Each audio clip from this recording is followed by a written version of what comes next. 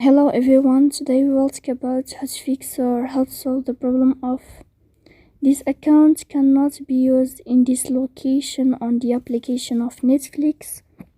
You click on settings. In this page you can click on apps, default apps, app settings. On above you can search about Netflix and you will enter. Then you can click on first stop and you can click OK. After that you'll enter to the window of storage. Here you can click clear cache. Don't click clear data because that can delete your account. In the end you can turn off your phone and you can turn on your phone again. So please don't forget to support us by like and subscribe. See you next time in another video and thank you for your attention.